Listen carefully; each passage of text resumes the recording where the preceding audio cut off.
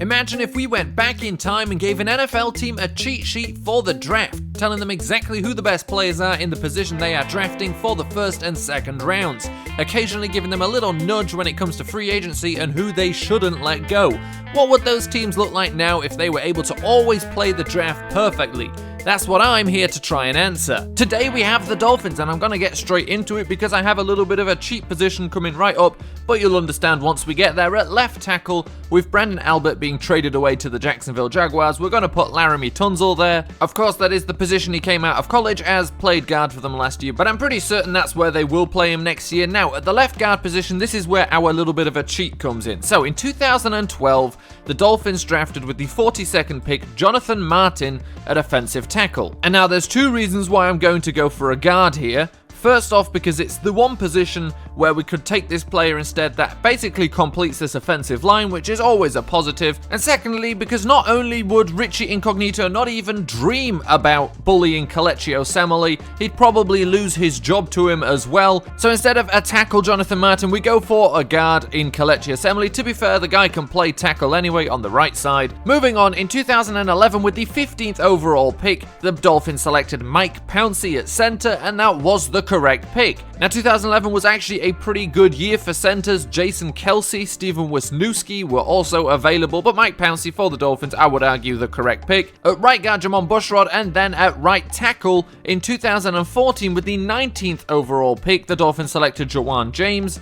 and that again was the correct pick. The only way this wouldn't be the correct pick is if you believe Morgan Moses is a significantly better player than James. I don't think that is the case. Correct pick for the Dolphins. We move on to tight end, where we add a recent free agent signing. Anthony Fasano returns to the Dolphins, and then we can move on to the wide receivers. So our number one receiver in 2014 with the 63rd overall pick, the Dolphins selected Jarvis Landry at wide receiver, and that was the correct pick. Now, 2014 obviously was a great class of wide receivers. Jarvis Landry was the last of those wide receivers taken that year. Then for our second wide receiver in 2015 with the 14th overall pick, the Dolphins selected Devontae Parker. Now, to be fair, that's a not bad pick, but there is no denying Stephon Diggs is a better player. And then in the slot position, we have Kenny Stills, and that completes this wide receiver group. Let's move on to the running backs, and we start with a man already on the team, Jay Ajayi. But then in 2011, with the 62nd overall pick, the Dolphins selected Daniel Thomas,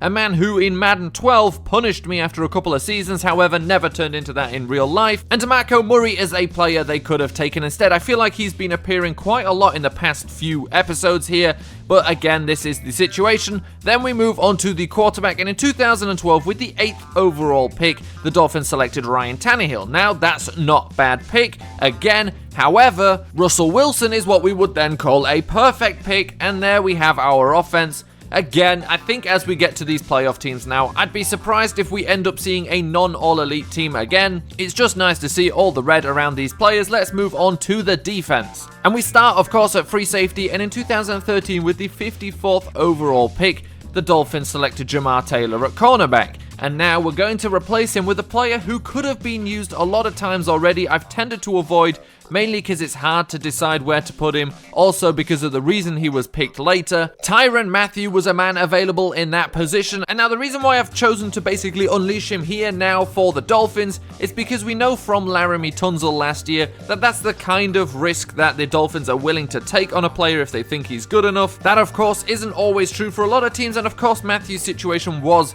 drastically different to Tunsil's, even if just slightly related. However, I feel like the Dolphins are the kind of team that would take that risk. We're going to give them that risk today, basically because also it's all they need to really complete this defense for them. So Tyrann Mathieu, who did come in as technically a cornerback into the draft, obviously playing free safety. We move on to strong safety. That position, of course, being held down by Rashad Jones. We move on to the linebackers, and let's start in the middle with a recent free agent signing. We have Lawrence Timmons. At right outside linebacker, we have Kiko Alonso. And at left outside linebacker, we have Kawamisi. Moving on down to the cornerbacks now, we start with Byron Maxwell, across from him Tony Lippett, and in the nickel position Xavier Howard. Now we move on to the defensive line. We start with the left end, the man himself, Cameron Wake. Then we move on to the right end position, and in 2013 with the 3rd overall pick, a selection they traded up to make, the Dolphins drafted Dion Jordan. Of course, turned out to be quite a disaster.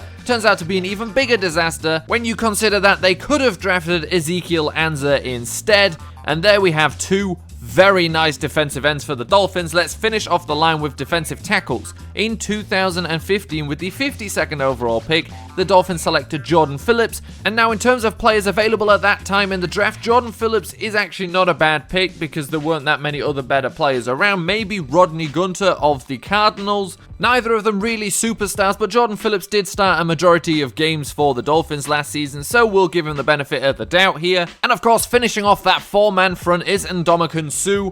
And we have a pretty nice defense here. We already had a pretty nice offense. Of course, the question is, and it always will be, well, maybe not always will be, but in the AFC East, is this Dolphins team now good enough and primed to knock off the Patriots?